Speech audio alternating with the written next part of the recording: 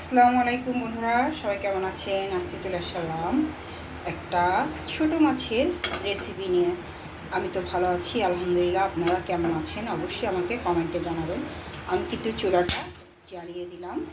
এই যে দেখেন বন্ধুরা, এখন আমি দিয়ে দিচ্ছি একটু তেল। আজকে একটা ছোট মাছ রান্না করব। এই গরমে কিন্তু এই মাছটা খেতে অনেক মজা লাগে এভাবে যদি রান্না করেন। এই যে তেলটা দিয়ে দিলাম। এই যে দেখেন, এই যে একটু বেশি করে তেল দিতে হবে, যেহেতু এটা ছোট মাছে কিন্তু একটু তেল বেশি না দিলে ভালো লাগে না। আমি প্রায় 3 চামচের মতো তেল দিয়ে দিলাম। এই যে দেখেন, এখন আমি দিয়ে দিচ্ছি পেঁয়াজ কুচি। পেঁয়াজ কুচি দিয়ে দিলাম। পেঁয়াজ কুচিটাকে আমি একটু আজকে আর হাতে মেখে ছোটো মাছ রান্না করছি না, আজকে আমি একটু অন্যভাবে রান্না করছি। দেখেন আপনারা, এভাবে রান্না করলে কিন্তু ট্রাস্ট মি অনেক মজা লাগে।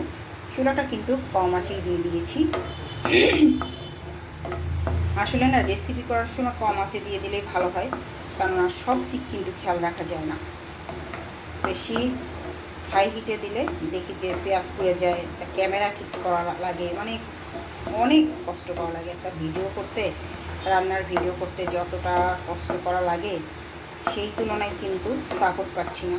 প্লিজ আপনারা আমাকে একটু সাপোর্ট করবেন, যাতে আমি একটু আগ্রহ নিয়ে আরও কাজটা করতে পারি। মাঝে মাঝে মনে হয় আমি ইউটিউব করবো না, কেউ আমাকে সাপোর্ট করে না। প্লিজ আপনারা একটু সাপোর্ট করুন। সাপোর্ট না করলে কিন্তু ভালো লাগে না, কাজে আমি উৎসাহ পাই না। সরি। এখন আমি দিয়ে দিচ্ছি রসুন কুচি। রসুন কুচি এভাবে দিয়ে দেবেন। এই যে দেখেন, যারা রসুন বাটা পেঁয়াজ বাটা খেতে চান তারা অবশ্যই দিয়ে দেবেন। আমি তো বারবারই বলি, আমার পেঁয়াজ বাটা রসুন বাটা আমি সহজে ইউজ করি না, যেহেতু এত তীব্র আমি নিতে পারি না। তাই আমি একটু কাঁচা পেঁয়াজ এবং কাঁচা রসুন একটু বেশি করে ইউজ করে থাকি। আপনারা এভাবে যদি যারা শর্টকাট, যারা অফিসে ব্যাচেলার আছেন, অফিসে চাকরি করে ব্যাচেলার আছেন, তারা অবশ্যই এভাবে করে দেখবেন। ট্রাস্ট মি অনেক টেস্ট লাগে, কোনো রকম গন্ধ আসে না। আমার স্টাইল যদি ফলো করতে পারেন তাহলে পেঁয়াজ বাটা রসুন বাটা যারা তীব্র নিতে পারেন না, অনেকে পেঁয়াজ বাটা রসুন বাটার গন্ধটা কিন্তু নিতে পারে না। আমি মাংসতে খাই গরুর মাংস, খাসির মাংস, মুরগির মাংস, আর একটু বড় মাছ হলে হালকা পাতলা, তাও বেশি না। তবে আমি কাটা পেঁয়াজ দিয়ে এবং কাটা রসুন দিয়ে এরকম করে থাকি কুচি কুচি করে। এত মজা লাগে ট্রাস্ট মি, আর শর্টকাটেও কিন্তু হয়ে যায়। আমি পেঁয়াজটাকে কিন্তু অত বেশি করে ভাজবো না, হালকা একটু পানি পানি কালার হলেই আমি কিন্তু নামিয়ে নেব। মানে কি অন্য মশলা ইউজ করব। আবার একটু চুলাটা বাড়িয়ে দিই। এই যে চুলাটা বাড়িয়ে দিচ্ছি, দেখেন। সরি। এই যে এখন আমি দিয়ে দেব একটু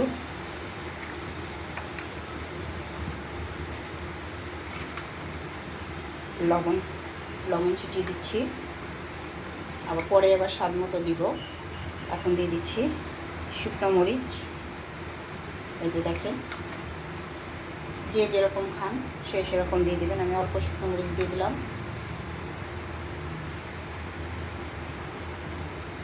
চামচের মতো ধনিয়ার গুঁড়া দিয়ে দিলাম। 1 চামচের মতো হলুদের গুঁড়া দিয়ে দিলাম। এই যে এখন আমি একটু পানি দিয়ে দিচ্ছি।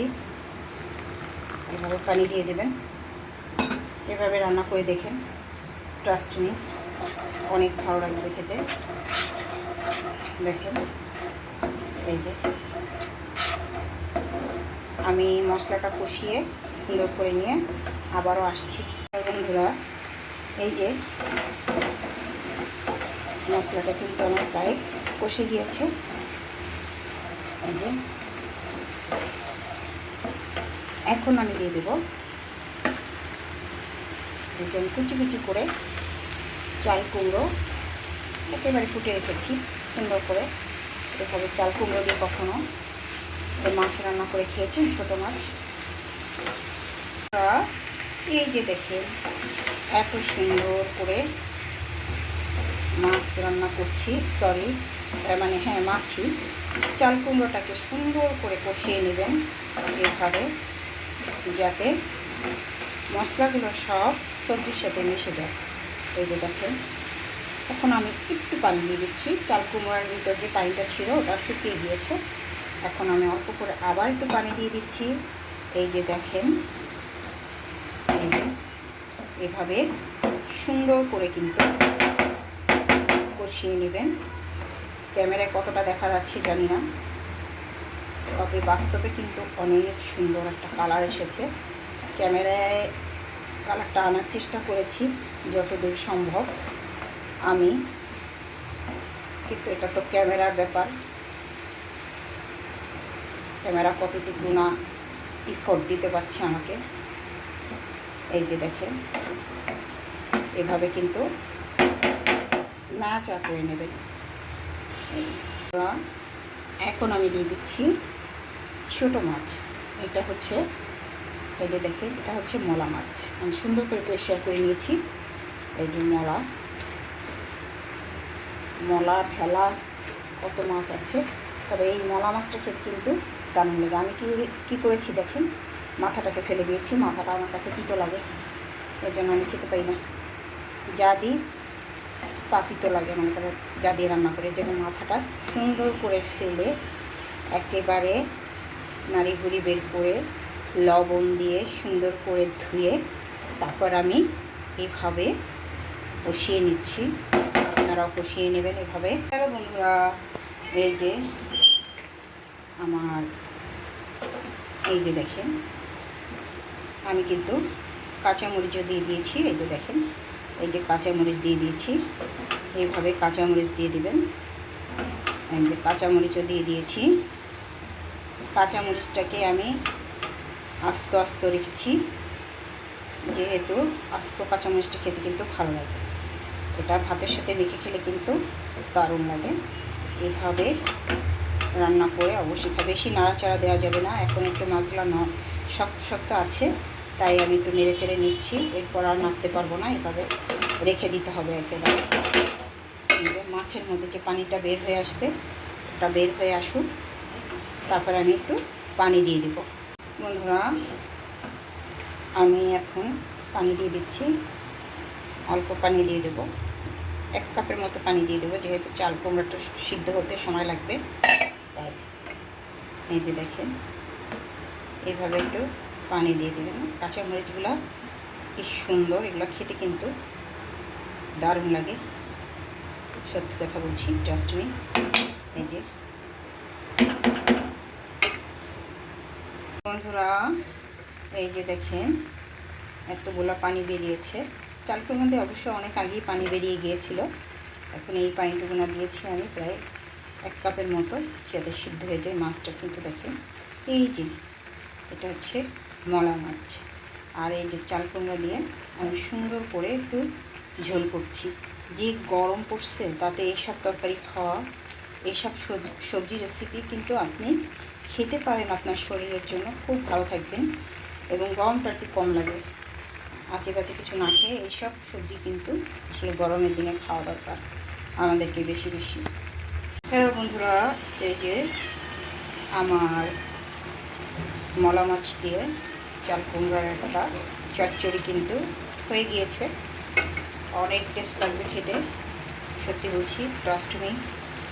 যে আপনারা এইভাবে রান্না করবেন, দেখবেন বেশি নাড়াচাড়া করা যাবে না, মাছটা ভেঙে যাবে। তো মাছটা আস্তে আস্তে আসে, কিন্তু পুরোটা আস্তে আসে একদম সুন্দর করে কিন্তু আমি একেবারে ঝোলটা করে নেব, একটু টানিয়ে নেব।